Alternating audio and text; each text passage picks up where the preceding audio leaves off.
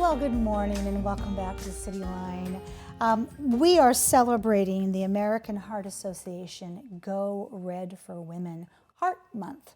And I think that every month should be Heart Month, don't you think? Or every day should be Heart Day. Please join me in welcoming Ashley Mohoric. You are the Go Red for Women Director. Welcome, my dear. Thank you. Welcome. Lovely red coat you have on there. Thank Perfect. You brought with you Jen Rohe. Jen, you are the Go Red for Women Ambassador. Welcome, Jen.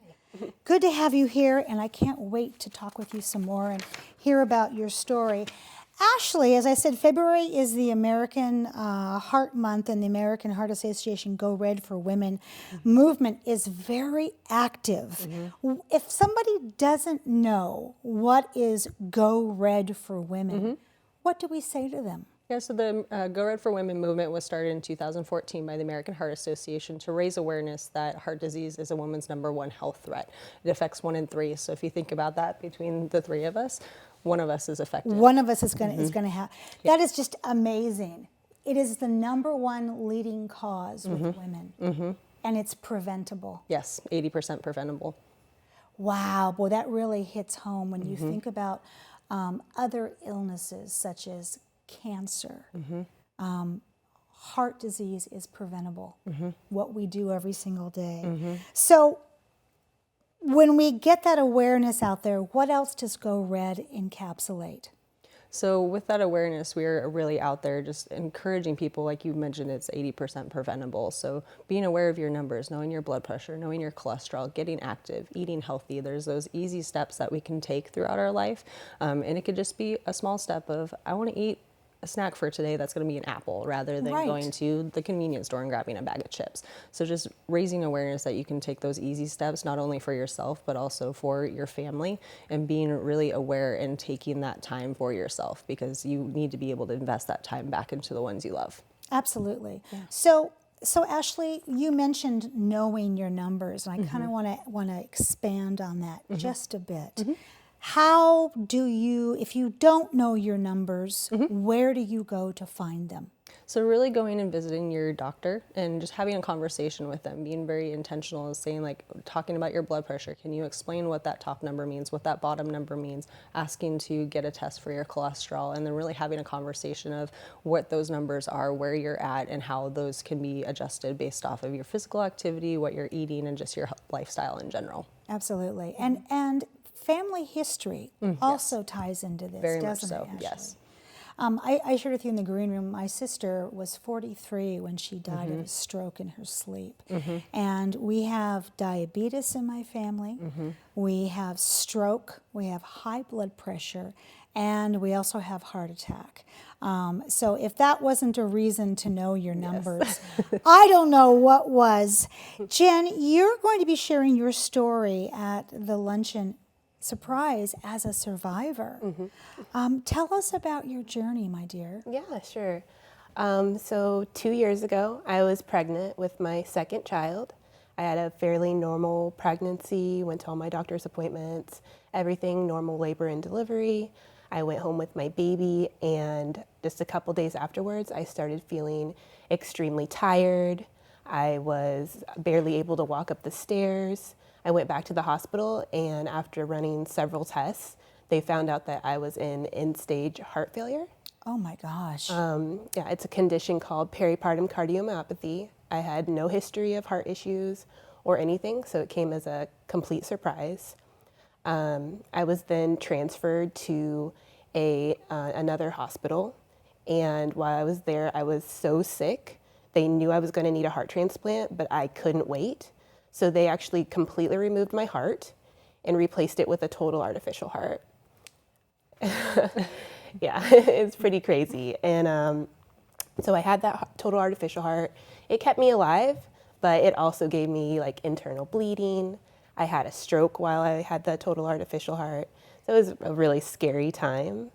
But in January of 2018, they were able to find a match for me, and I was able to get a heart transplant. And I've been doing pretty well since then. You know, I had a recovery period, but now I'm just a stay-at-home mom with my kids, and I'm taking care of a a 2 and 4-year-old right now. And you say just a stay-at-home mom. You are so much more than that. I am sitting here gobsmacked at your story. I mean, good thing the camera didn't see my mouth hang open. Oh my gosh. I mean, after I had my daughter, I was so exhausted. I could not have been able to distinguish between postpartum exhaustion after 10 months of carrying a baby and being up at odd hours and something is wrong. How did you know, Jen? At first I thought it was just a normal, postpartum, and I was taking care of a toddler and a newborn. I'm like, I'm a mom, I'm supposed to be tired. Like, that's kind of the rule. But one day I was laying in bed and breastfeeding my daughter in the middle of the night, and I couldn't breathe. I thought I was having a panic attack because, when you're 30 years old, who's thinking of their heart, right? But I couldn't breathe, and then the next day I was trying to walk up the stairs, and I got halfway up, and I had to get on my hands and knees and crawl the rest of the way up just one flight of stairs. And I'm like, that's not right. So I knew it was time to go back to the hospital. Jen, you are an amazing warrior and a survivor. You've blogged about this, haven't you? Yes, I have. I blog about it on thismommysheart.com. That is incredible. So what was your inspiration for the blog?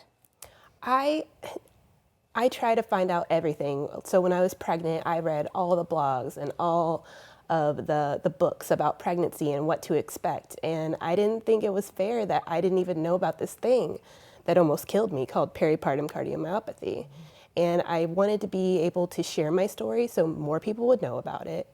And if there were people who were going through it, that they could come to my blog and, find someone that they could relate to. And I have heard from other people, and they that's you have my story. I haven't heard anyone else who's had the same situation as me.